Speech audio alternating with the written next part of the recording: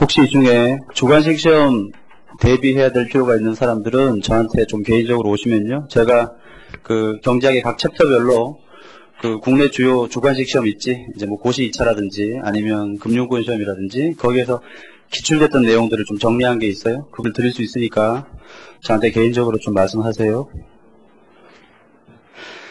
됐습니다. 이제 수요 공급 이론을 좀 봅시다.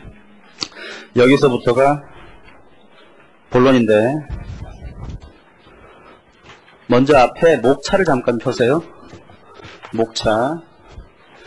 자, 그림 하나 그려봅시다. 우리 뭐 고등학교 때도 이런 그림 많이 봤는데, 가로축에 시장에서 그 물건의 거래량 Q, 이 Q는 퀀터티의 약자죠. 세로축에 시장에서 그 물건의 가격, price의 약자로 P. 먼저 소비자. 소비자는 가격이 싸지면 물건을 더 많이 소비하고 싶고, 일반적으로, 그치? 가격이 오르면 적게 소비하고 싶을 거예요. 따라서 소비자들의 욕구를 나타내는 수요 곡선은 가격과 수요량 사이에 우하향하는 반비례 관계로 나타나죠. 디맨드 커브. 그렇죠? 그다음에 물건의 판매자, 공급자는 어때? 가격이 오르면 더 많이 판매하고 싶고, 가격이 싸지면 적게 판매하고 싶을 때니까 일반적으로 공급 곡선은 우상향해요. 이때 소비자와 생산자의 입장이 서로 만나는 점에서 경제는 이퀄리브리엄, 균형이 발생하고, 이때 시장에서의 바람직한 균형 거래량과 시장에서의 바람직한 가격이 결정됩니다. 상점자 여기 별표가 붙어 있는 것은 균형값이란 뜻이야. 균형 거래량, 균형 가격. 미시경제학은 제 아무리 뭐 높은 공부를 했고 뭐 박사건 뭐든지 간에 이 그림을 벗어날 수 없어요. 이거 배우는 게 바로 미시경제학이에요. 이와 같이 미시경제에서는 부족한 물건을 어떻게 하면 합리적으로 선택해 소비할까의 문제를 뭐가 결정해 주는 거야? 가격이 결정해 주는데, 그 가격을 수요 공급이 서로 일치하는 점에서 결정해. 이게 바로 수요 공급의 메커니즘이 되는 거예요. 그래서 목차 보시면, 목차의 제 2편을 보시면, 2편의 타이틀이 뭡니까? 수요 공급의 이론. 바로 이 그림에 대해서 배우는 게 2편입니다. 그 다음에 이제 궁금해지지, 그 다음부터. 소비자는 왜 이런 식의 소비 행태를 할까? 그리고 소비자들이 이런 식의 소비 행태를 할 때 기본적인 행동 원칙 같은 건 없을까? 즉, 이 그림에서 소비자 입장을 좀 더 꼼꼼하게 따져보자. 그게 바로 제 3편이야. 뭡니까? 소비자 이론 또는 소비자 선택의 균형. 그렇게 되죠. 그 다음에는 또 예측할 수 있지. 이거 배웠으면 그 다음에는 뭘 배우겠어? 생산자들은 어떤 방식으로 생산하고 어떤 원칙하에 움직일까? 이게 바로 제 4편 생산자 이론. 이렇게 돼요. 소비자와 생산자가 만나서 이러한 행동들을 하는 곳 어디야? 시장이지. 그래서 제 5편이 시장 이론이 되고요. 그렇죠? 소비자들은 돈이 어디서 나서 이렇게 물건을 소비해? 벌었겠지. 어디 가서? 노동시장 가서 노동을 제공하고 그 대가로 벌었겠죠. 자본을 가지고 있는 사람은 자본시장에서 자본을 대여하고 그 대가를 받았을 거야. 결국 소비자가 소득을 얻는 메커니즘, 그걸 공부하는 게 그 다음 편이 뭐야? 생산 요소 시장의 이론. 그 다음에 생산 요소 시장에서 돈을 많이 벌면 부자가 되고 적게 벌면 가난한 사람이 되겠죠. 소득 분배 문제까지 같이 고려하자, 그런 뜻이에요. 그 다음 제 7편에서는 아까 봤죠. 6편까지는 이 시장이, 예를 들어서 이게 만약에 맥주 시장이다 그러면 맥주 시장만 놓고 분석하지만 맥주 시장에 영향을 미치는 다양한 시장까지 한꺼번에 고려하는 것, 그게 바로 일반 균형 분석이 돼요. 7편에서 그걸 배워요. 그때 후생경제학적인 내용까지 같이 배울 겁니다. 마지막으로 제 8편에서 정보경제학적인 내용을 다루고 미시경제학이 마무리되는 거죠. 그런 방식으로 접근해. 별거 아니야. 이와 같은 방식으로 접근한다. 됐습니다. 이제 대표적인 수요 공급의 이론을 보겠습니다. 제 2편, 제 3장. 먼저 1. 가격의 기능과 종류. 가격의 기능 3가지 있죠. 정보 전달, 자원 배분, 소득 분배.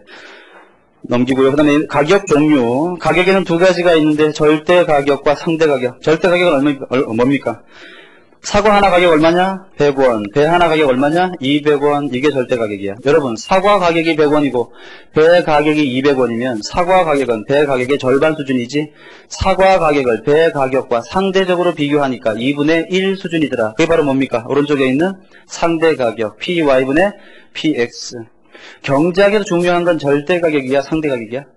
상대 가격이 중요한 거죠. 그렇지 않습니까? 내가 이 물건을 살까, 이 물건을 살까 고민할 때 이 물건이 다른 물건보다 얼마나 더 비싸냐, 그게 중요한 거지. 지금 현재 이 물건의 절대적인 가격, 그건 별로 중요한 게 아니에요. 따라서 상대 가격이야말로 경제학에서 중요하게 다뤄야 되는 가격인데, 이걸 좀 봅시다. PY분의 PX는 상대 가격인데, 이건 XG의 상대 가격이야, YG의 상대 가격이야? 여러분, PX가 100원이고 PY가 200원입니다. 요거 계산하면 얼마야? 2분의 1이 나오지?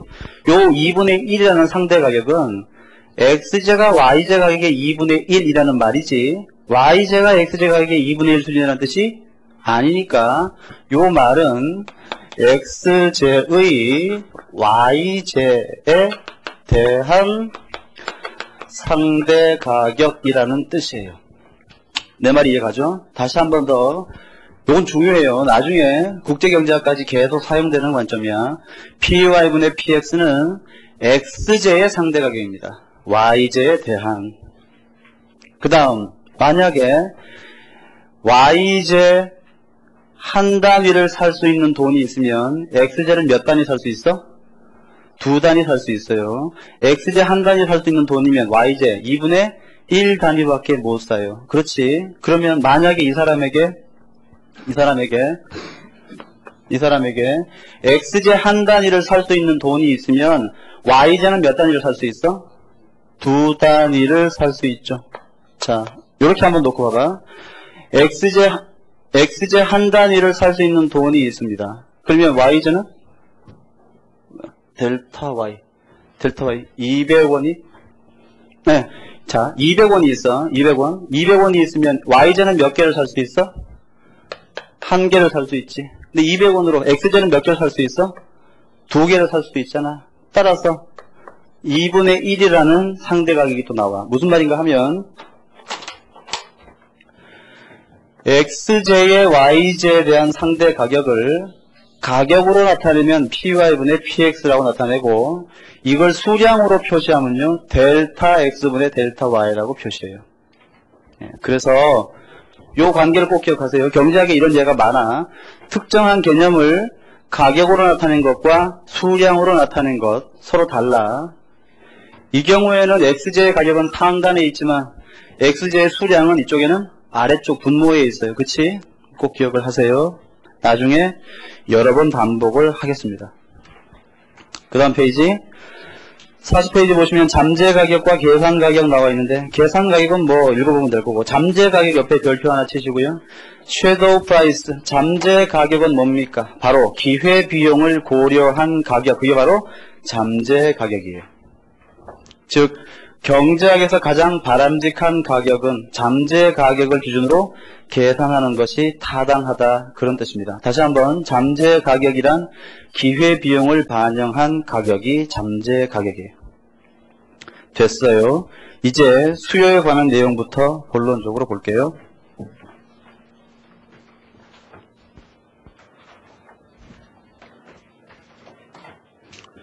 이 그림 배우는 게 이제 이번 단원의 목적이니까 수요 공급의 내용부터 배워야 되는데, 먼저 수요라는 말의 의미부터 확인해 볼게요. 수요란 뭡니까? 우리 책에 조금 다르게 되어 있지만, 수요란 일정 기간 동안 소비자가 재화 또는 서비스를 구매하려는 욕구, 이게 바로 수요예요. 다시 한번, 수요란 일정 기간 동안 소비자가 재화나 서비스를 소비 또는 구매하고자 하는 욕구, 이게 바로 수요야. 이 수요 개념의 특징이 종종 중요하게 다루어지는데, 수요 개념의 특징을 봅시다. 첫 번째, 수요란 일정 기간 동안의 욕구야. 우리 아까 배웠죠. 경제학에서 일정 기간 동안 측정된 변수 뭡니까? 유량 플로우 개념이죠. 수요의 첫 번째 특징은 유량 개념, 플로우 개념이라는 거예요.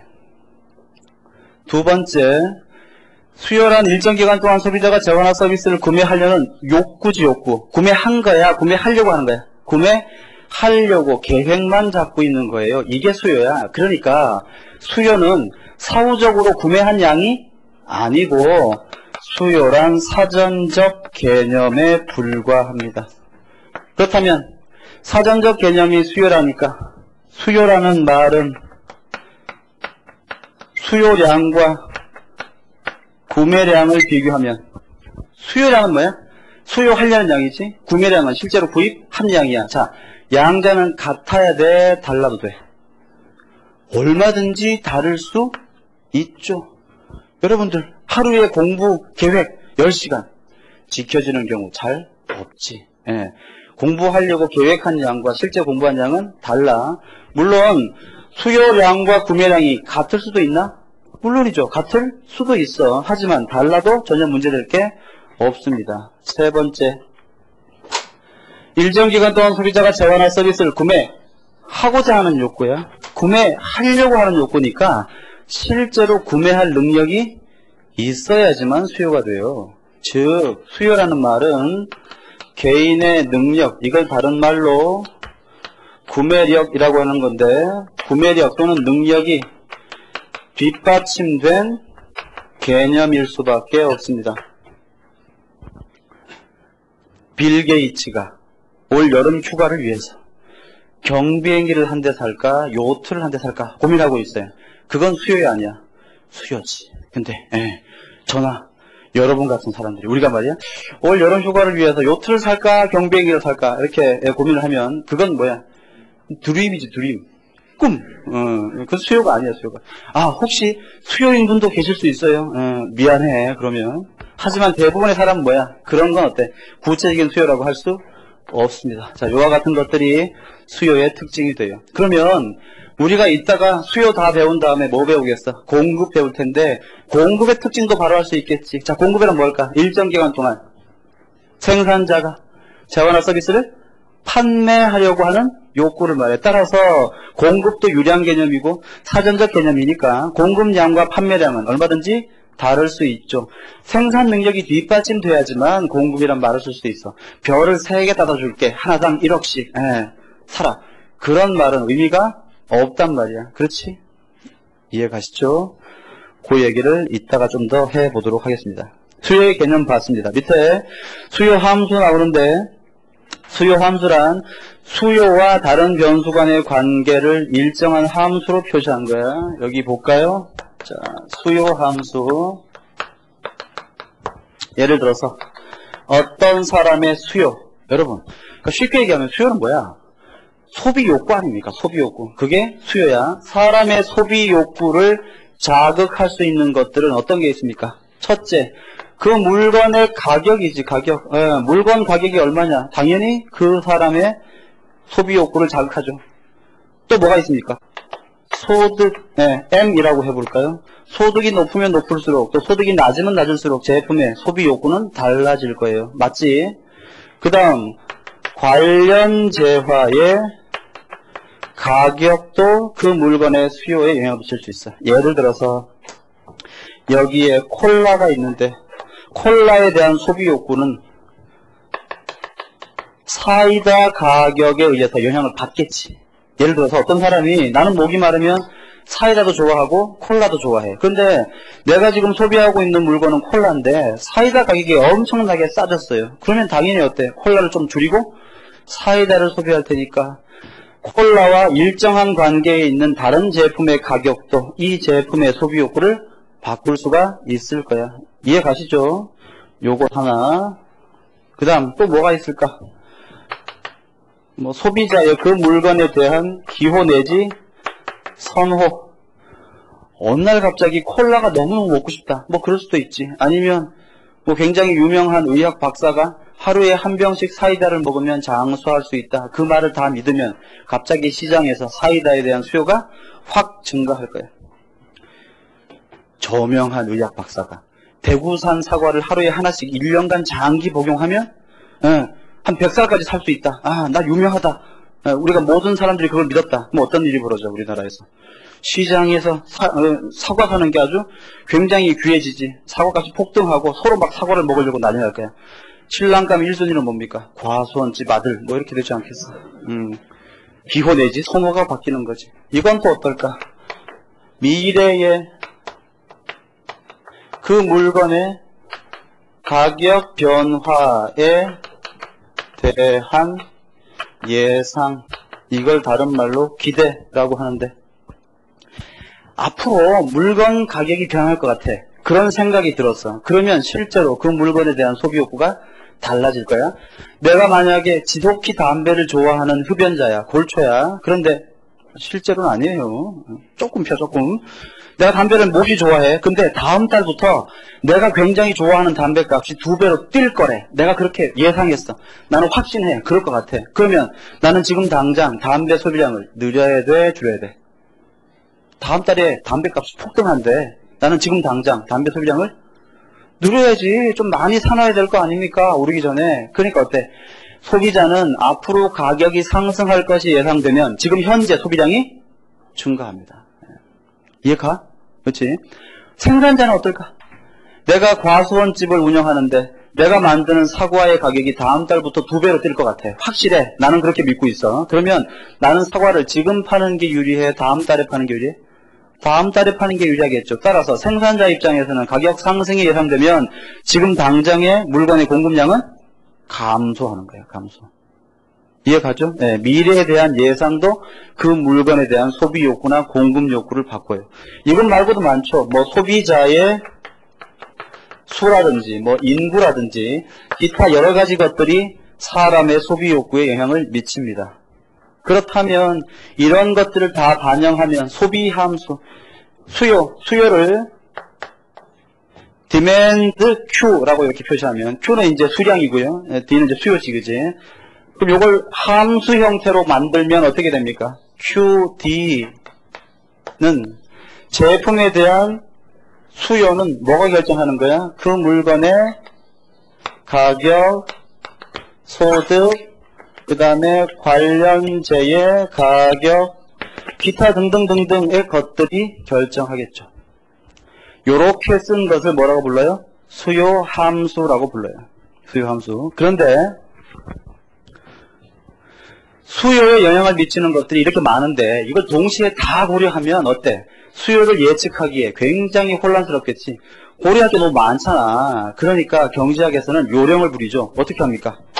여기에 가격만 빼고 얘네들을 전부 다 일정하다고 가정해버려요. 얘네들이 다 움직이지 않고 일정하다고 가정해버리면 수요에 영향을 미치는 것은 뭐밖에 없어? 가격밖에 없지. 그때는 어떻게 나타낼 수 있습니까? 그 경우에는 Q demand equal F 가격 P 요렇게 쓸 수 있잖아. 그래서 이걸 그림으로 그린 게 뭐야? 여기 있는 수요 곡선이 되는 거지. 이렇게 P, Q, 물론 여기 Q demand라고 한다면 헷갈리려나? 요렇게 되는 거죠. 이와 같이 제 말 들어보세요. 경제학에서는 특정 변수에 영향을 미치는 다양한 변수들이 있으면 분석을 편하게 하기 위해서 가장 관심이 있는 하나의 변수만을 남겨놓고 나머지 변수들은 일정하다고 가정하는 방식을 많이 써. 이걸 우리가 세터리스 페리부스의 가정이다. 그렇게 부르죠. 경제학은 가정의 학문인 거지. 그치? 왜 여러분 그런 얘기 있잖아. 무인도에 3명이 표류했잖아. 물리학자, 화학자, 경제학자. 근데 먹을 거라고는 그 난파된 배에서 흘러온 통조림 캔밖에 없어. 근데 문제는 뭐야? 통조림 따개가 없지, 따개가. 처음에 물리학자가 뭐라고 했습니까? 너 높은 나무 위에서 올라가서 말이야. 얘를 이렇게 떨어뜨리잔 말이야. 그러면 뭐 중력 곱하기 뭐 무게 해가지고 말이야. 얘가 이렇게 깨지겠지. 그럼 먹자. 이렇게 제안했죠. 화학자는요. 얘를 가열하자, 가열. 밀폐된 그 캔을 가열하면 내부의 공기가 팽창할 테니까 언젠간 열려서 우리가 그걸 먹으면 되겠다. 이렇게 제안했지. 탈 텐데 그러면. 아무튼 경제학자는 뭐라고 했습니까? 자, 우리에게 통조림 가게가 있다고 가정하자. 경제학은 가정의 학문이에요. 그러니까 경제학이 현실과 아주 밀접한 관련을 맺기가 굉장히 힘든 이유가 가정이 많아, 가정이. 그러니까 이게 돈이 잘 안 되지. 경영학 전공하신 분들에 비해서 돈이 잘 안 돼요. 아무튼 경제학은 가정을 좋아해. 그러니까 우리 책을 잠깐만 보실래요? 40페이지 제일 끝에 목차 2번을 보시면, 목차 1번을 볼까요?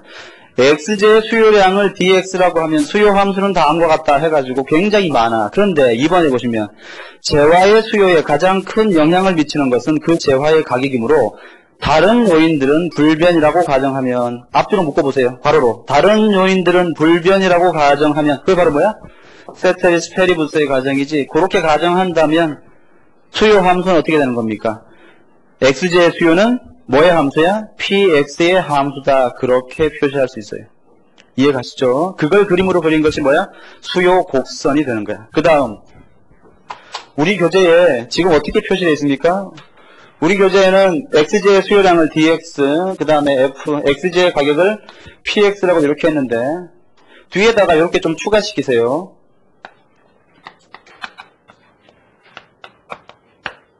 이렇게 추가시키세요. 요걸 이제 이렇게 수학을 아는 분들은 이건 dx를 px로 미분한 값이라는 걸 알 텐데, 다른 말로 얘는 변화분이잖아, 그치? 그러면 x제의 가격이 상승할 때, 즉 플러스로 증가할 때, x제의 소비량도 플러스로 증가하면 이 전체 부호는 뭐가 됩니까? 플러스. x제의 가격이 하락할 때 x제의 소비량도 하락하면 이 전체의 부호는 역시 플러스가 될 텐데, 지금 여기 마이너스라는 말의 의미는 뭐야? 얘가 증가하면 얘는 감소하고, 얘가 감소하면 얘는 증가한다는 뜻이, 즉 가격과 수요량 사이에는 반비례하는 관계가 있다. 그걸 이렇게 표시하는 거예요. 책에다가 좀 추가시켜 주시고요. 그 다음에 여길 좀 보세요. 앞으로 이런 형태의 함수가 자주 나올 텐데 요것의 의미를 잘 이해해야 돼. 뭐 아는 사람들 대부분이겠지만 잘 봐. 얘는 얘가 결정해요. P가 Q를 결정해. 함수의 뜻이 그런 거야. dx는 px의 크기에 달려 있습니다. 따라서 px가 결정되면 자동적으로 dx가 결정돼. 그런데 dx가 px를 결정합니까? 그건 아니야. 얘는 얘에 의해서만 결정되되 px는 얘의 눈치를 보지 않아요. 즉 얘가 원인이 돼서 움직이면 얘는 그 결과로 결정되는 관계를 가져요. 이와 같이 px가 dx, 즉 어떤 물건의 가격이 그 물건의 수요량을 결정한다고 하면 dx의 크기는 누구에게 달려있어? px에게 달려있어요. 따라서 dx는 px에게 종속돼 있지. 이럴 때 얘를 우리가 종속 변수다라고 불러요. 그러면 px는 dx의 눈치를 볼 필요가 없지. 독립적으로 움직입니다. 그래서 얘를 우리가 독립 변수다 이렇게 불러요. 그럼 답해보세요. 이 함수 식에서 최종적으로 알고 싶은 건 이거야, 이거야. 왼쪽이 오른쪽이야. 이걸 알고 싶은 거지. 얘가 변할 때 얘가 어떻게 움직일지를 알고 싶은 거야. 따라서 이 모형 속에서 모형 내부적으로 결정되는 변수는 dx지 px가 아니에요. 얘를 우리가 모형 속에서 결정된다고 해서 내생 변수라고 부르고, 그럼 px는 누가 결정합니까? 그건 모형 밖에서 외생적으로 결정해 줍니다. 따라서 px를 우리가 외생 변수라고 불러요. 시험에도 몇 번 기출된 적이 있죠. 자, 봅시다. 수요 함수에서 소득은 종속 변수입니까? 동속 변수입니까? 종속 변수입니까? 독립 변수입니까? 소득은. 이 식은 어떻게 이해하면 돼? 얘는 누가 결정해? 여기 있는 얘네들이 얘를 결정하는 거지. 얘가 얘를 결정하는 방법이 어떤 방법이야? F라는 방법이에요. F라는 방법. 예를 들어서 이 F라는 방법은 여러 가지가 가능하지. 예컨대 dx는 px 더하기 3 이럴 수도 있고, dx는 px제곱 마이너스 4px 더하기 100 이럴 수도 있고, 이게 지금 기울기가 마이너스가 돼야 되겠구나. 이럴 수도 있고, 또 dx는 마이너스 px 세제곱 더하기 뭐 이런 걸 수도 있고, 여러 가지의 px가 dx를 결정하는 방법이 있는데, 그 방법들 중에 하나가 뭐란 말이야? f라는 방법이야. 근데 구체적으로 어떤 건지는 아직 모르겠다 그 얘기예요. 이와 같이 이쪽에 있는 독립변수가 여기에 있는 종속변수를 결정하는 방법이 f라는 방법이야. 따라서 수요함수에서 소득, 관련지의 가격, 그 다음에 가격 또는 미래에 대한 기대, 소비자의 수 등등은 종속변수입니까? 독립변수입니까? 독립변수가 되는 거죠. 내생변수야? 외생변수야? 외생변수가 된다. 그렇게 말할 수 있어야 돼요. 이해가십니까? 앞으로 이런 식이 나오면 우리는 아주 우습게 보기로 해요. 됐습니다. 그게 40페이지에 있는 내용이에요. 일단 한 장을 더 넘겨보세요. 42페이지 상단을 봅시다. 수요의 법칙.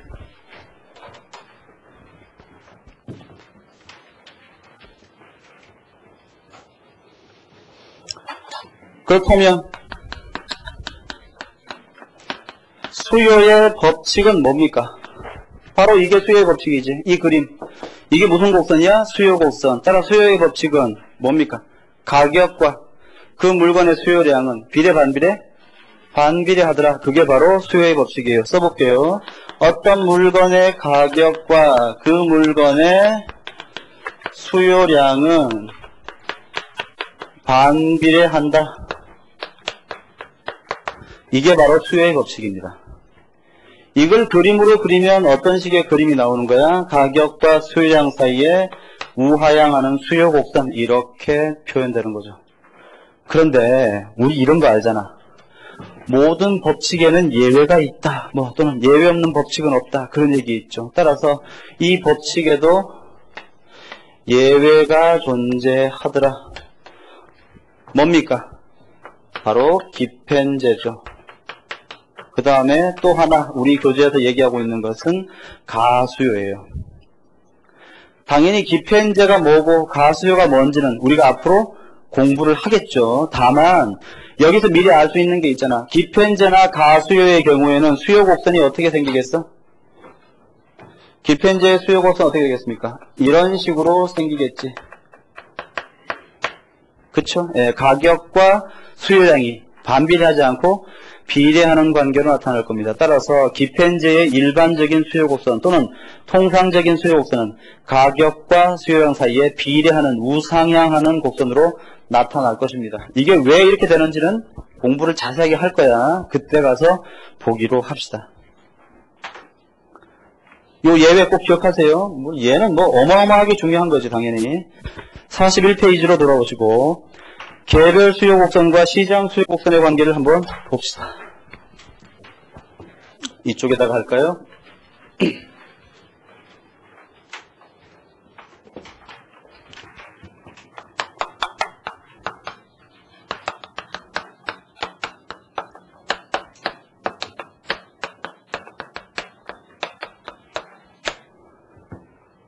좀 모자랄라나?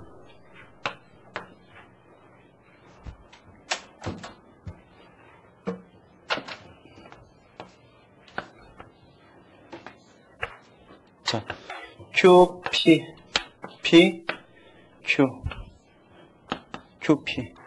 우리 책에 있는 얘랑 조금 다른 예를 한번 해볼까요? 여기에 10,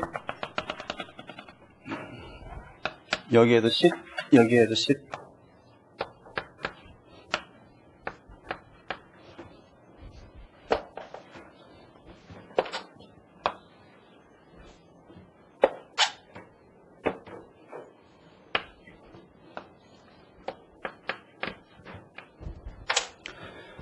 자, 어떤 경제에 A라는 사람과 어떤 경제에 B라는 사람, 두 사람밖에 없어요. 그러면 그 나라 시장 전체는 당연히 A와 B를 합치면 시장 전체가 되겠지. 자, 봅시다. A라는 사람은 어떻게 소비하려고 하냐 하면, 이게 수요 곡선이야. A라는 사람은 어떤 물건의 가격이 10원이면 하나도 소비하지 않아. 너무 비싸니까. 가격이 서서히 떨어지니까 소비량이 증가하는데, 가격이 아무리 하락해도 제로까지 떨어지더라도 몇 개 이상은 소비하지 않아? 10개 이상은 소비하지 않아요. B는 어떤 사람인가 하면 가격이 10원이면 하나도 소비하지 않다가 가격이 떨어지면 소비량을 증가시키는데 제로까지 하락하더라도 5개 이상은 소비하지 않는 사람이야. 간혹 그런 질문을 하던데 이상합니다.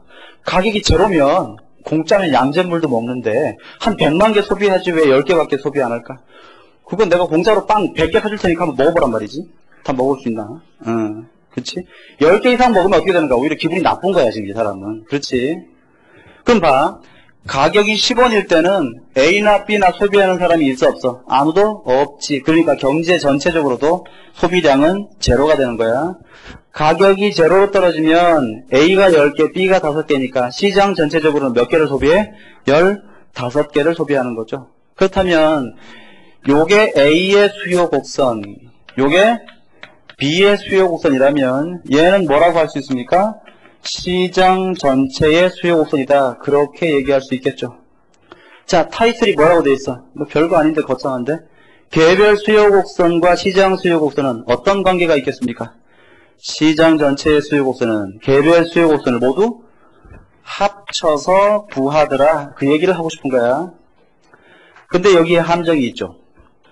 시장 전체 수요 곡선은 개별 수요 곡선을 합했는데 지금 이 그림상 가로로 합했어요? 세로로 합했어요? 당연히 가로로 합했지. 가로로 합했다는 얘기는 P에 대해서 합했을까? Q에 대해서 합했을까? Q에 대해서 합했을 거야. 따라서 말을 멋있게 바꿔보면 개별 수요 곡선을 수평으로 또는 Q에 대해서 합치면 시장 전체의 수요 곡선이 도출되더라 라고 말할 수 있으셔야 됩니다. 자, 문제를 한번 해봅시다. 여기 있는 수요 곡선, 첫 번째 A의 수요 곡선은 방정식이 어떻게 돼? 요게 뭐야? 12. 절편이고 기울기는 얼마입니까? 마이너스 1이지. B는 절편이 10이고 기울기는 마이너스 2가 될 거야. 자, A의 수요 곡선은 어떻게 됩니까? 여기 A의 수요 곡선은 P 이퀄 마이너스 Q 더하기 10 이렇게 되겠지. B의 수요 곡선은 P 이퀄 마이너스 2Q 더하기 10 맞아? 맞지? 그러면 이때 시장 전체 얘랑 얘를 주고 시장 전체의 수요 곡선 구해봐라. 그럼 어떻게 구합니까? 이 둘을 더하면 되니까 P 이퀄 마이너스 3Q 더하기 20 이렇게 하면 돼? 안 돼? 안 되지. 그치? 방금 얘는 얘랑 얘를 P에 대해서 합해서 Q에 대해서 합해서 P를 합한 거야. PA와 PA와 PB를 합쳐서 P 시장을 구한 거지. 이렇게 하면 틀리는 거죠. 아까 우리가 뭐라고 했어? Q에 대해서, 즉 가로로 합해야 된다 그랬지. 시험에서 이렇게 문제를 주면 어떻게 풀어야 됩니까? 첫째, 얘는 Q로 바꿔주면 마이너스 P 더하기 10. 그치? 얘를 Q에 대해서 바꾸면 Q 이퀄 마이너스 2분의 1P 더하기 5 요렇게 되잖아. 요게 누구의 Q야? 여러분 보고 요게 누구의 Q야? A의 Q. 요게 누구의 Q야? B의 Q죠. 그렇다면 Q 시장 전체는 QA와 QB를 합친 것이니까 QA가 뭐야? 마이너스 P 더하기 10, QB가 마이너스 2분의 1P 더하기 5니까 합치면 마이너스 2분의 3P 더하기 10, 5 요렇게 구해야 되겠지. 이게 바로 뭡니까? 시장 전체의 수요 곡선의 함수 방정식. 그런데 객관식 시험에서 얘랑 얘를 주고 보기 1, 2, 3, 4, 5 찾으면 이게 있을까 없을까? 없습니다. 이렇게 시험에서 보기를 줄 리가 없지. 다시 한 번 더 꼬겠지. 이걸 안 주고 어떻게 보기 지문에는 표시가 되겠어? 보기에는 P 이퀄 마이너스 3분의 2P 더하기 10이라고 답을 줄 거야. 이해 가십니까? 이렇게 자유자재로 변환해가지고 당연히 푸실 수 있어야 돼요. 자, 한 번만 더. 시장 전체의 수요 곡선은 개별 수요 곡선을 수평으로 합해서 Q에 대해서 합해서 구하더라. 꼭 기억하세요. 이게 왜 중요한가 하면 우리 교재도 있지만 나중에 공공재라는 걸 배우면 공공재의 시장 전체의 수요 곡선은 개별 수요 곡선을 수평으로 합하는 게 아니라 수직으로 합해요. 즉 Q에 대해서 합하는 게 아니라 P에 대해서 합해서 구합니다. 그거랑 구별하기 위해서라도 기억하셔야 돼요. 41페이지 봅시다. 1. 개별 수요 곡선. 개별 소비자들이 각각의 가격에서 구입하고자 의도하는 거지. 재화와 서비스의 수량. 2번 시장 수요 곡선. 자, 밑줄 그 준비. 1. 시장 수요 곡선은 개별 수요 곡선을 밑줄 수평으로 합해서 도출한다. 수평으로 위에다가 뭐라고 써야 될까? Q에 대하여 라고 꼭 쓰세요. 그 다음 여러분, 얘랑 얘를 수평으로 합하면 여기 있는 시장 전체의 기울기는, 이 곡선의 기울기는 얘나 얘의 기울기보다 더 완만할까 가파를까?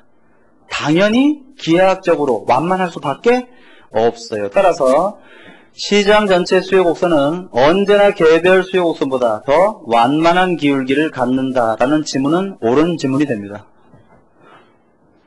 오른쪽 여백에 참고에 쓰여져 있으니까 기억해 보시고요. 그 페이지 제일 하단에 보시면 주의지, 주의에 3번에다가 별표 크게 하나 치시고, 공공재는 나중에 배웁니다. 공공재는 일반적인 사적재는 달리 공동소비가 가능하므로 공동소비 밑에다가 이렇게 쓰세요. 공동소비 밑에다가 비경합성이라고 쓰세요. 공동소비가 가능한 이유는 공공재의 비경합성 때문이죠. 공동소비가 가능하므로 시장 수요 곡선은 개별 수요 곡선을 나왔네요. 밑줄 수직으로 합하여 구한다. 자, 할 수 있을까? 수직으로 밑에다가 뭐라고 써야 될게? P에 대하여라고 써주세요. P에 대하여. 여러분들 책을 막 훼손해. 책을 막 이렇게 막 못살게 풀어. 자기 책처럼 만들어야지. 책이 깨끗해가지고, 저랑 공부한 다음에 한 2달 있다가 다시 폈더니, 내 책 맞나, 이거? 이렇게 되면 안 돼. 딱 보는 순간, 내 책이네. 막, 낙서하다가, 또 공부하다가 이렇게 커피도 좀 엎지르고 말이야. 배고 자다가 침도 좀 이렇게 묻고 뭐 이렇게 해서 내 것처럼 만들어야 되는 거지. 채취를 묻히세요. 됐습니다. 42페이지로 갑니다. 5번, 수요량의 변화와 수요의 변화. 요걸 좀 지울게요.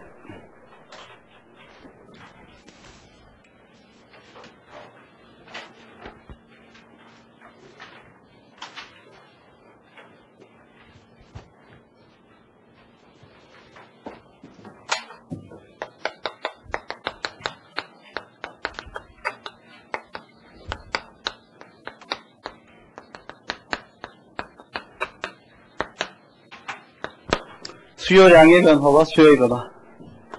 자, 이게 뭔 차이가 있을까?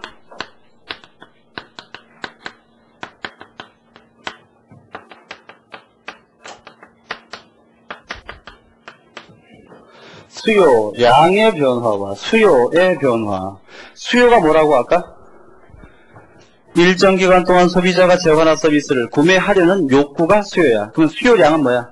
그 욕구에 의해서 결정된 구체적인 소비 계획의 크기, 그게 바로 수요량이죠. 어떤 게 더 넓은 개념이야? 수요가 넓은 개념이고 수요량은 좁은 개념이에요. 쉽게 얘기하면 수요란 여기 있는 수요곡선 전체를 수요라고 하고, 수요량은 이 중에 한 점을 수요량이라고 부릅니다. 결국 수요량의 변화는 뭔가 하면 P, Q 하에서 우하향하는 수요곡선이 있을 때 수요곡선의 한 점에서 수요곡선의 또 다른 점으로의 이동, 이게 바로 수요량의 변화예요. 하지만 수요의 변화라고 하는 것은 가격과 수요량 사이에서 우하향하는 수요곡선이 있을 때 이 수요곡선 자체가 쉬프트해서 곡선의 전체적인 플랜 자체가 움직이는 것, 이게 바로 수요의 변화야. 문제는 뭔가 하면 도대체 어떤 경우에 수요량의 변화가 생기고 어떤 경우에 수요의 변화가 생길 것인가 하는 것인데, 그건 아주 쉬워요. 여기를 보세요. 우리가 아까 수요 함수를 도출하는 과정에서 이런 얘기 했죠. 어떤 한 사람의 소비 계획, 즉 수요에 영향을 미치는 것들은 가격, 소득, 관련지의 가격, 기타 등등 참 여러 가지가 있는데, 우리는 분석의 편의상 가장 중요한 가격을 빼고 나머지는 고정됐다고 가정하고 이론을 펼쳤지. 그래서 만들어진 곡선이 뭡니까? 그래서 만들어진 곡선이 수요 곡선 아닙니까? 그렇지. 그러니까 이 수요 곡선 상에서는 명시적으로 고려하고 있는 요인은 뭐밖에 없는 거야?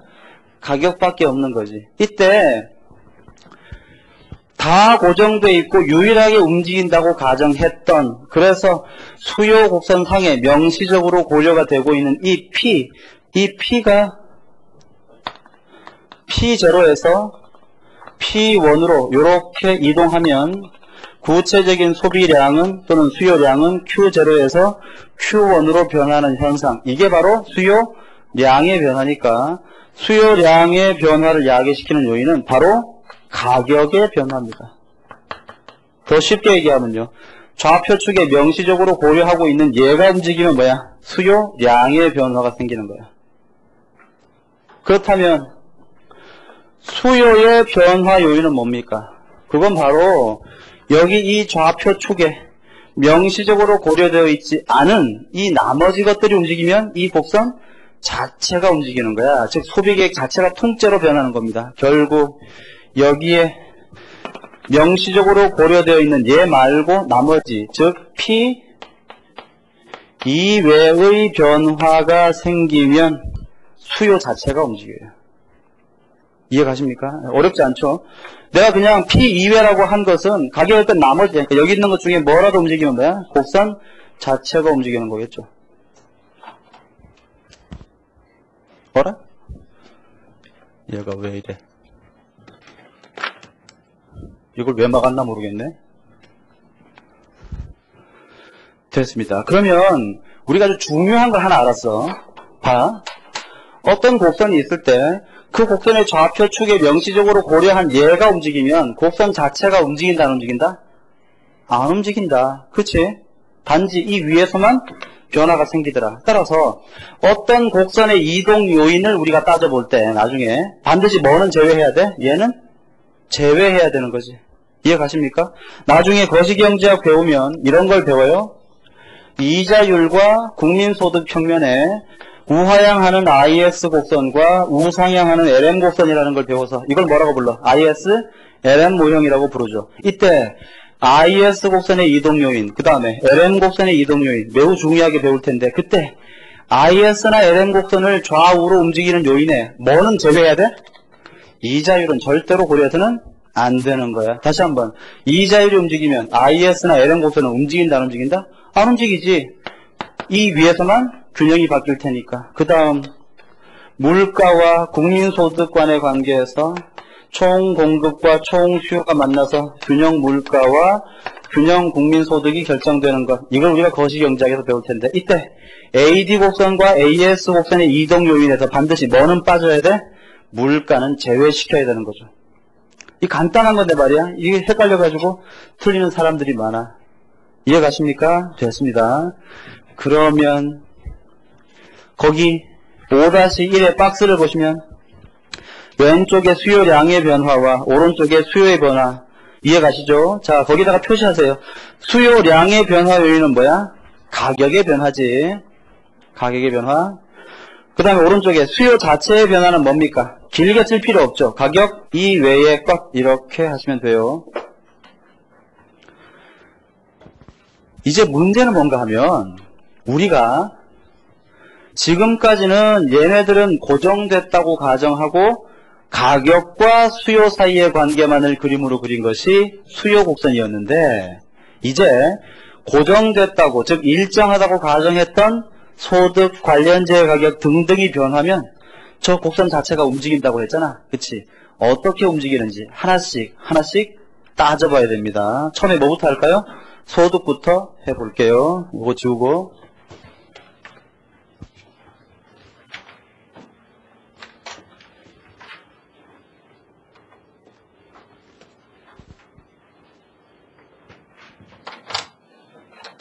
자, 첫째, 소득이 변화할 때 수요가 어떻게 변화할 것인지 이걸 좀 봅시다. 자, 여러분 답해보세요. 소득이 증가하면 여러분들의 제품 소비량은 증가합니까? 감소합니까? 지금 이 시간 이후로 그 답은 뭐야? 모른다가 답이야. 모른다가. 알 수 없다가 답이야. 왜 그럴까? 잘 봐.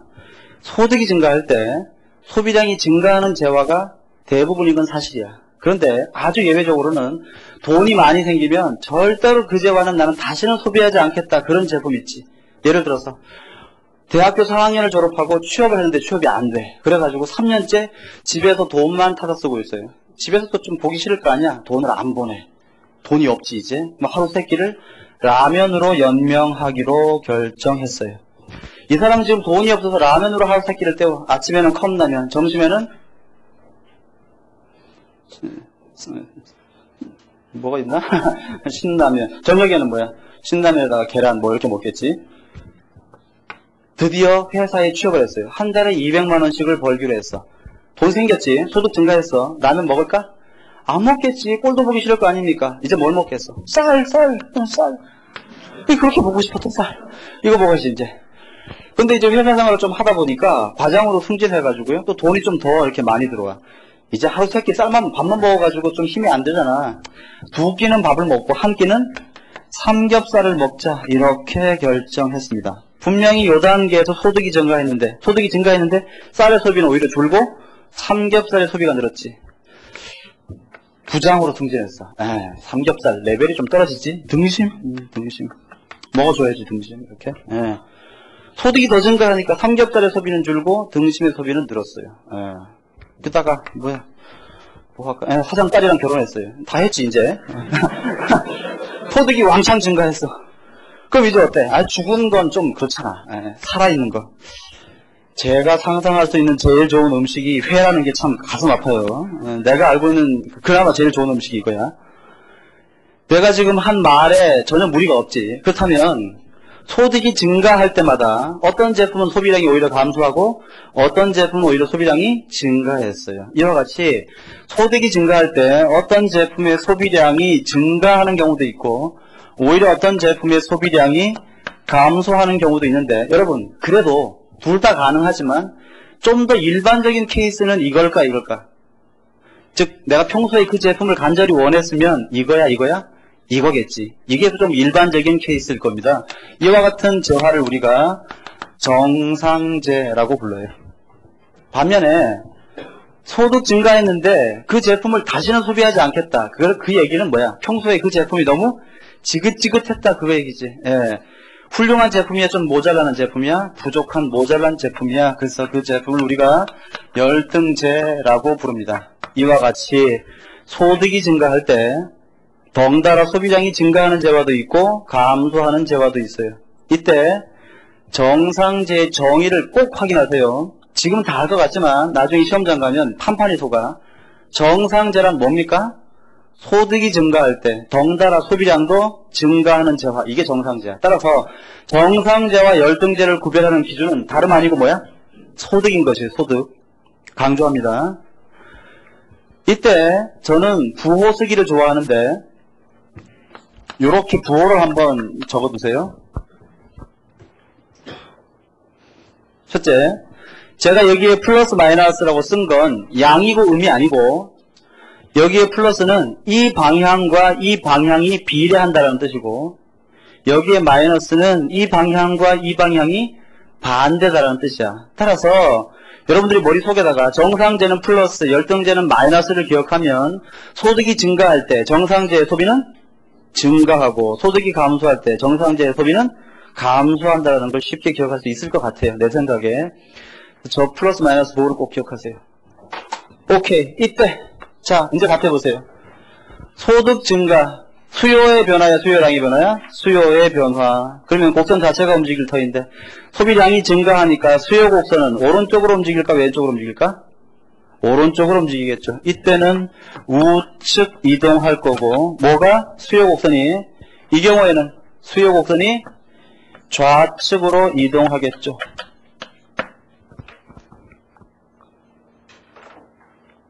가능하시겠습니까? 따라서 한 번 더 강조하면 앞으로 소득이 증가할 때 제품의 소비량이 어떻게 변할지는 알 수 없다가 답이에요. 오케이, 요거 지웁니다.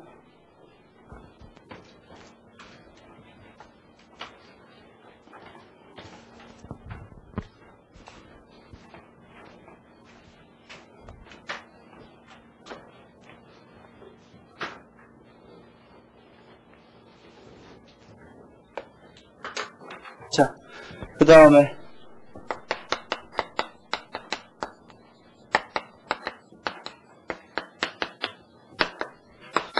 관련 제품의 가격이 변화했을 때 그 제품의 수요가 어떻게 변화하려는지 이걸 좀 봅시다.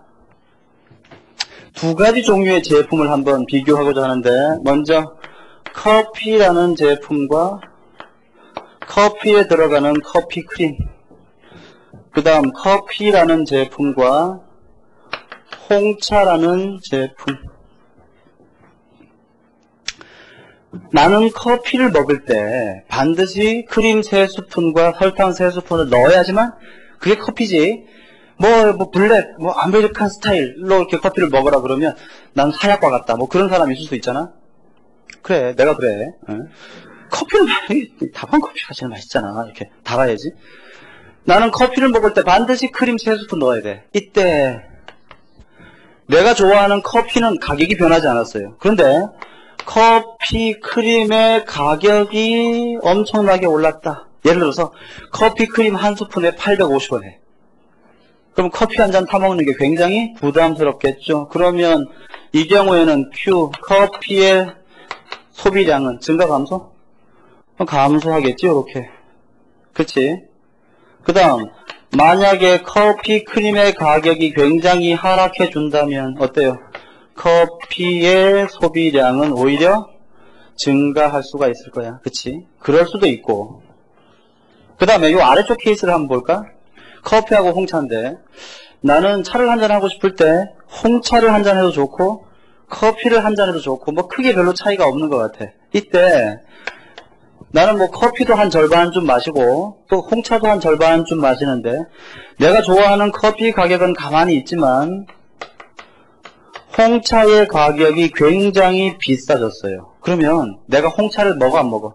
안 먹지, 비싸니까. 대신 뭘 먹어? 커피를 먹겠지. 그러니까 홍차 가격이 상승하면 커피의 수요량은, 또는 수요는 어떻게 돼? 덩달아 증가하겠지. 맞아? 확인하세요.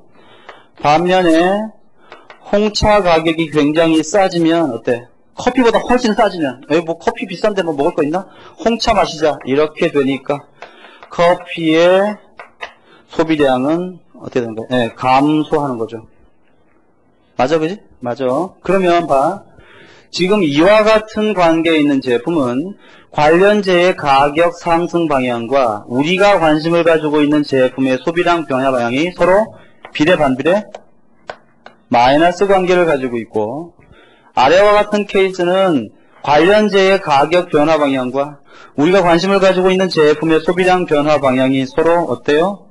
비례적인 관계를 가지고 있죠. 그치? 이와 같이 관련제의 가격 변화 방향과 우리가 관심을 가지고 있는 제품의 변화 방향이 같은 재화, 이걸 우리가 대체 관계에 있는 제품 또는 대체제다 이렇게 부르고, 관련제의 가격 변화 방향과 제품의 소비량 변화 방향이 서로 반대인 걸 우리가 보완제다 이렇게 불러요. 따라서 항상 보완제는 마이너스, 대체제는 플러스라는 이 부호를 꼭 기억하시길 바래요. 자, 그러면 한번 답을 해볼까요? 커피랑 대체 관계에 있는 제품이 상승하면 커피에 대한 수요 곡선은 어디로 움직여? 오른쪽으로 움직이겠지. 그치? 커피랑 보완 관계에 있는 제품의 가격이 상승하면 커피의 수요 곡선은 오히려 왼쪽으로 움직일 거야. 따라서 관련제의 가격 변화 방향과 수요 변화 방향은 미리 알 수가 없고 대체제냐 보완제냐를 따져봐야 되는데, 늘 시험에서 얘랑 얘하고 얘랑 얘가 헷갈려가지고 틀리는 사람이 한 해에 또 몇천 명씩이에요. 다시 한번, 정상제 열등제의 구별 기준은 뭐냐? 소득이고, 대체제 보완제의 구별 기준은 뭐야? 관련제의 가격이야. 꼭 기억하세요. 정상제는 플러스, 열등제는 마이너스, 대체제는 플러스, 보완제는 마이너스입니다. 오케이. 그 얘기가 나와 있었습니다. 지금 소득을 봤고 관련제의 가격을 봤습니다. 요 둘이 가장 중요하고요. 나머지는 쉬워. 이제 그냥 말로 한번 해볼게요. 그 제품에 대한 기호 내지 선호가 증가하면 제품의 수요는 당연히 증가하겠지. 그러면 수요 곡선은 오른쪽으로 이동합니다. 요게 중요하죠. 자, 요거. 자, 잘 기억해봐. 앞으로 가격이 오를 것으로 소비자가 예상했습니다. 그러면 그 소비자의 그 제품에 대한 수요는 지금 현재 증가 감소? 증가하는 것이야. 증가. 생산자 입장에서 앞으로 자기가 판매할 물건의 가격이 오를 것으로 예상이 돼. 그러면 지금 당장의 판매량은 또는 공급량은 오히려 감소하는 거예요. 이해가십니까?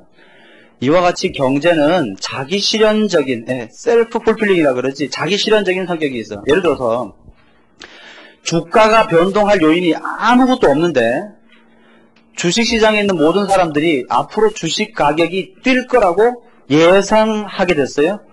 그러면 사람들은 지금 주식을 사야 돼, 팔아야 돼? 주가가 폭등할 거로 예상해. 그럼 주식을 다 사겠지. 그러면 실제로 주가가 뛰어요. 예. 그러니까 경제는 그런 속성이 있단 말이야. 그러니까 사람들의 기대 심리를 잘 조절해야지만 실제 경제를 좋게도 또 나쁘게도 바꿀 수가 있는 거예요. 한번 기억해 보세요. 소비자 수가 증가하면 당연히 뭐 수요 곡선 증가하겠죠. 우리 책에 보면 뭐 다른 것도 있죠. 인구 구성. 예를 들어서 이런 거 어때? 대한민국 인구가 5천만으로 똑같은데 첫 번째 케이스는 60대 이상의 인구가 한 80%인 케이스. 두 번째 케이스는 20대 미만의 인구가 한 80%인 케이스. 인구가 똑같아도 구성 비율이 바뀌면 피자나 콜라나 사이다의 소비량은 완전히 다른 쪽으로 움직이겠지. 이해가십니까? 그런 얘기예요. 그 얘기가 42페이지에 쭉 설명이 되어 있으니까 읽어보시고 문제 하나 풀 겁니다. 저 뒤쪽으로 쭉 넘기셔가지고 문제 7번 87페이지입니다. 7번 다음 A의 재화 A의 수요 곡선을 왼쪽으로 움직이게 하는 것은 됐습니다. 1번 재화 A를 소비하는 소비자의 수 증가 수요 곡선은 어디로 움직여요? 우측 이동. 2번 재화 A의 가격이 상승했답니다. 어느 쪽으로 움직여? 수요 곡선은 움직이지 않죠. 왜? 수요량의 변화일 뿐이니까. 3번 보완제 C의 가격 하락. 자, 보완제는 플러스 마이너스? 마이너스야. 그러면 관련제의 가격이 지금 상승이야 하락이야? 하락했답니다. 하락하면 보완제의 소비는 증가해야 되니까 수요 곡선은 오른쪽으로 움직이겠죠. 그렇게 따지란 말이야 내 말은. 그러면 훨씬 더 시간이 세이브가 돼. 네 번째 재화 A가 열등제랍니다. 열등제 플러스 마이너스? 마이너스라고 했지 아까. 자, 소득이 증가했대. 그러면 열등제의 수요는 소득이 증가했으니까 반비례니까 수요는 감소. 수요 곡선은 좌측 이동. 이런 식으로 빨리 판단해야 되겠죠. 답은 4번이 되겠지. 5번 대체제 B의 가격이 상승했답니다. 대체제의 경우에는 플러스 마이너스 플러스. 따라서 관련제 가격이 상승하면 그 제품의 수요도 증가해서 수요 곡선은 우측 이동할 것이다. 바로 판단할 수 있으셔야 됩니다. 한 장 넘기시면 88페이지에 문제 9번 별표 크게 하나 치시고요. 요거 숙제예요. 내일까지 풀어보세요. 만약에 이 문제가 잘 풀리시면 오늘 수업을 완전히 이해하신 거고 요게 잘 이해가 안 되면 해설을 보고 한 번 더 고민해 보시고요. 그래도 안 되면 저한테 질문하세요. 앞으로 다시 돌아갑니다. 44페이지에 이제 공급을 봐야 할 터인데 아주 쉬워졌어요. 수요하면서 우리가 봤던 내용들을 그대로 접목시키면 돼. 1번 공급의 개념 아까 했지. 일정 기간 동안 생산자가 재화나 서비스를 판매하려는 욕구니까. 2번 지문에서 실제 판매량이 아니고 의도된 양이다. 무슨 말 하고 싶은 거야? 사전적 개념이다. 그 얘기하고 싶은 거고. 3번 유량 개념이다. 당연하죠. 굳이 4번을 더 쓴다면 뭘 쓸 수 있어? 능력이 뒷받침된 개념일 것이다. 맞죠? 2번 공급함수 개념은 어렵지 않고 공급함수의 구성. 자, 보니까 어떻게 되어 있습니까? supply x equal f, x제의 가격, 기술 수준, 생산 요소의 가격 등등등등 굉장히 많은데 밑에 보시면 2번 해서 그런데 해놓고 재화의 공급에 가장 큰 영향 미치는 것은 가격이니까 또 괄호로 묶어봐. 다른 요인들은 불변이라고 가정하면 이걸 뭐라고 불러요? 세테리스 페리부스의 가정 한다면 공급 함수는 아주 간단해지죠. 어떻게? supply x는 뭐의 함수야? px의 함수야. 이때 px와 supply x는 비례 반비례? 비례하겠지. 그러니까 뒤에다가 뭐라고 써야 되겠어? supply x p x는 0보다 크다 작다? 크다 작다? 크겠지. 왜? 공급은 비례하잖아, 가격과. 이게 공급 곡선 아닙니까? 이게 공급 곡선이니까. 이해 가시죠? 자, 답해보세요. 위에 있는 그 커다란 박스에서 기술 수준은 공급 함수의 독립변수입니까? 종속변수입니까? 독립변수이죠. 원인이야, 결과야? 그게 원인에 해당되는 거야. 내생변수야, 외생변수야? 외생변수가 될 겁니다. 잘하셨습니다. 오른쪽 페이지. 시장 공급 곡선. 아까 했던 것의 반복이죠. 자, 확인해 볼게. 그림 보고. 기업 A의 수요 공급 곡선과 기업 B의 공급 곡선을 수평으로 합하면 뭐가 되는 거야? 시장 전체의 공급 곡선이 될 겁니다. 수평이라는 말은 P에 대하여 Q에 대하여? Q에 대하여 더하는 것이에요. 그 다음 시장 전체의 공급 곡선은 개별 기업의 공급 곡선보다 완만할까 가파를까? 언제나 완만할 수밖에 없어요. 이해가시죠? 그걸 우리 교재에서는 오른쪽에 참고해서 탄력적이다라는 표현을 쓰고 있는데 아직 여러분들 탄력성 안 배웠으니까 배우신 다음에 이해하시면 됩니다. 어려운 거 아니에요. 밑에 공급의 법칙 쉽지 이제. 공급의 법칙은 뭘까? 공급과 가격과 공급량은 비례한다 반비례한다? 비례할 것이다. 어렵지 않습니다. 오른쪽에 예외라고 되어 있죠. 별표 크게 하나 치시고요. 예외 뭐라고 되어 있어? 후방 굴절 노동 공급 곡선 단골 메뉴죠. 나중에 자세하게 해부해 보겠습니다. 지금은 그냥 넘길게요. 46페이지 공급량의 변화와 공급의 변화. 너무 쉽지 이제. 자, 공급량의 변화는 뭐야? 동일한 공급 곡선 상에서의 변화. 무엇이 공급량의 변화를 야기시킬까? 가격의 변화. 그치? 오른쪽에 공급의 변화는 뭐야? 공급 곡선 자체가 오른쪽 또는 왼쪽으로 이동하는 현상. 무엇이 공급의 변화를 야기시켜? 그렇지. 구체적으로 열거할 필요도 없죠. 가격 이외의 것 이렇게 하면 돼요. 그 다음 밑에 공급의 변화 요인 쭉 설명이 되어 있는데 여러분 거기에 설명되어 있는 박스 안에 토픽 중에 반드시 뭐는 빠져 있겠어? 가격 변화는 빠져 있겠지, 그지? 분명히. 물론 우리 교재도 없죠. 자, 봅시다. 하나씩 확인해 볼게요. 기술 진보, 기술이 좋아졌대. 그러면 과거보다 생산 능력이 증가했을 테니까 공급 곡선은 어디로 움직인다? 우측으로 움직인다. 그 다음 생산 요소의 가격이 하락했다. 생산 요소가 뭐야? 생산 요소는 물건을 만든 원재료, 그걸 생각하시면 돼요. 물론 미시경제학에서는 노동과 자본이라고 표시하지만, 자, 기업이 지급해야 되는 노동자의 임금이 하락했다. 그럼 기업 입장에서 어때? 같은 비용이라도 훨씬 더 많은 근로자를 고용할 수가 있으니까 생산력은 증가, 공급 곡선은 어디로 움직인다? 우측 이동. 유가가 폭락했다.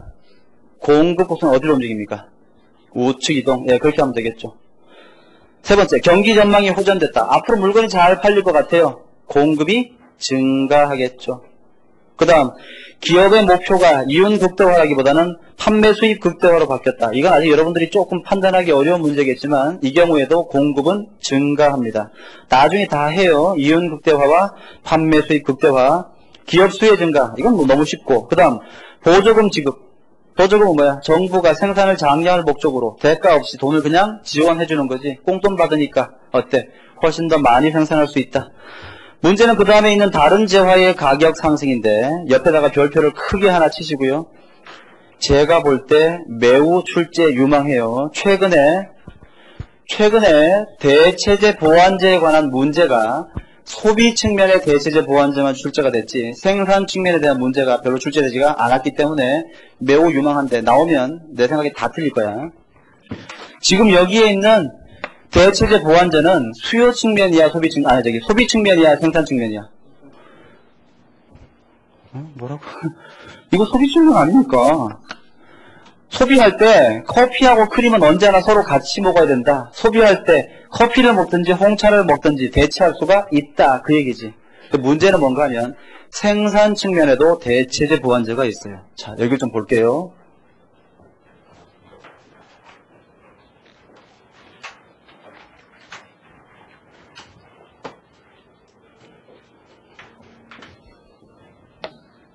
봅시다.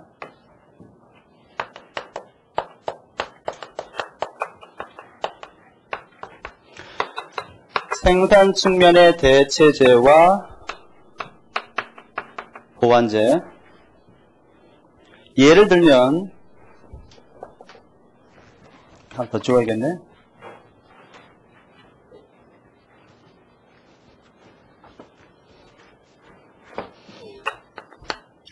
어느 맥주 회사가 있는데 어떤 맥주 회사에서 맥주의 생산 라인이 하나 이렇게 있어요. 이 생산 라인에서 이렇게 맥주가 쏟아져 나오는데 이 생산 라인에서는 두 가지 맥주를 만들 수 있어. 하나는 생맥주고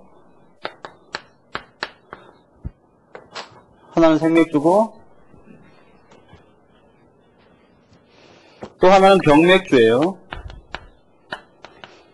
뭐가 더 맛있어? 제가 어릴 때는요, 아직 어려. 근데 이게 더 좋았거든? 나이가 드니까 이게 더 좋아요. 근데 문제는 뭔가 맥주는 참 좋은 음식인데, 군대 있을 때 여러분 저 제일 고통스러웠던 게 뭔지 아십니까? 전 막 이렇게 뭐 화생방, 유격, 뭐 행군, 저 하나도 안 힘들었습니다. 제일 힘든 건 9시 뉴스를 이렇게 할 때쯤 되면 말이야. 맥주 선전을 하잖아, 이렇게. 그리고 막 미치겠는 거야, 막. 맥주가 먹고 싶어가지고. 진짜 뛰쳐나올 뻔했습니다. 그래서 제가 그걸 3년을 참은 다음에 제대해서 어떻게 했겠어? 원하는 만큼 먹었지, 맥주를 막 이렇게 먹었지. 그랬더니 어떻게 됐어요? 막 제대했을 때 제가 이렇게 샤워를 하고 거울을 딱 보면 말이야. 앞에 다비드상이 하나 서 있어, 이렇게. 다비드상이. 거의 뭐 자아도취의 극치였죠. 야, 이거 완벽하단 말이야, 이렇게. 그때는 여러분 옷을 입으면 이렇게 허벅지가 안 들어가서 바지를 못 입었어요. 근데 이제 내가 이걸 말이야, 이렇게 그동안 억눌렸으니까 막 먹었지, 이렇게. 한참 먹다 보니까 언젠가 샤워를 하고 거울을 딱 보는데 말이야. 앞에 이티가 한 마리 서 있어, 이렇게. 이티가. 다 저것 때문에 그렇지. 지금 어떻게 되냐면, 허벅지는 당연히 남고, 여기 허리가 안 들어가가지고요. 바지를 못 입습니다. 쳐다보지 않았으면 좋겠어. 아무튼. 굉장히 빗나갔네. 보단 말이지. 그래서 이 라인에서 얘를 만들거나 얘를 만들어야 돼. 근데 얘 만들면 얘 못 만드는 거지, 그치? 얘 만들기로 결정했으면 병맥주 만들기로 했으면 생맥주 못 만들고, 생맥주 만들기로 결정했으면 병맥주 못 만들 거야. 그런데 시장에서 어느 해에 생맥주 가격이 굉장히 폭등했어요. 그러면 이 기업은 뭐 만들어야 돼? 생맥주를 만들어야지. 그럼 자동적으로 병맥주의 생산량은 감소합니다. 근데 지금 이 생산 과정에서 이 사람은 얘랑 얘를 동시에 생산하는 거야? 아니면 얘를 선택적으로 대체 생산하는 거야? 대체해서 생산하는 거니까 대체제의 경우에 예를 들어서 생맥주의 가격이 증가하면 걔랑 대체 관계에 있는 병맥주의 생산량은 오히려 감소해서 변화가 생기죠. 그 다음 이건 어때요? 돼지를 한 마리 도축을 하면 자동적으로 삼겹살도 나오고 족발도 나온단 말이지. 얘가 이게 좀 섬세해야 될 텐데 별로 이렇게 좀 고급스럽지 못하네. 내 수준이 그러니까 어느 해에 갑자기 삼겹살 가격이 굉장히 폭등했어요. 아까 여기는 이렇게 하면 Q 병맥주는 감소하는 거였지. 그 다음에 어느 해인가 삼겹살 가격이 굉장히 뛰었어. 그러면 삼겹살의 생산량이 늘겠지. 그치? 근데 삼겹살 생산량 늘리기 위해서는 돼지를 더 도축해야 되니까 삼겹살 가격이 올라서 삼겹살의 생산량을 늘리면 자동적으로 족발 생산량도 증가할 수밖에 없어요. Q 족발 생산량은 증가하는 거예요. 이와 같이 생산 과정에서 두 재화가 보완제인 경우에 P 삼겹살 가격이 상승하면 오히려 Q 족발의 공급량은 어떻게 됩니까? 증가하게 되는 거죠. 내가 여러분들에게 하고 싶은 얘기는 이거야. 소비 측면의 보완제와 대체제는 봐봐. 여기는 플러스, 여기는 마이너스였어. 그런데 생산 측면에서 대체제는 마이너스고 보완제는 플러스 관계를 가지게 돼요. 하지만 이게 모순이 아니야. 그치? 그런데 지금 현재 최근 몇 년간 모든 국내 기출문제가 이걸로만 출제가 되지 이쪽은 지금 언급이 안 돼 있는데 분명히 나올 때가 됐단 말이야. 그러니까 꼭 기억을 하세요. 딱 만약에 시험장에 비슷한 문제가 나왔다. 그럼 어떻게 해야 되겠어? 만세를 한번 불러줘야 돼. 만세! 이렇게. 그리고 제 얼굴을 기억해주고 제 몸매를 기억하면서 맞춰야겠지? 됐습니다. 그래서 거기 별표 시즌대로 꼭 기억해보세요. 자, 그러면 답을 해봐. 생산 측면에 대체제의 가격이 상승하면 공급 곡선은 어디로 움직여? 왼쪽으로 움직여요. 생산 측면에 보완제 가격이 상승하면 공급 곡선은 오른쪽으로 이동하는데 그건 소비 측면과 정반대니까 분명히 기억하세요. 됐습니다. 오른쪽에 있는 47페이지의 내용은 참고로 여러분들이 확인하시되 이해 안 가면 질문하세요. 됐습니다. 쉬었다 합시다.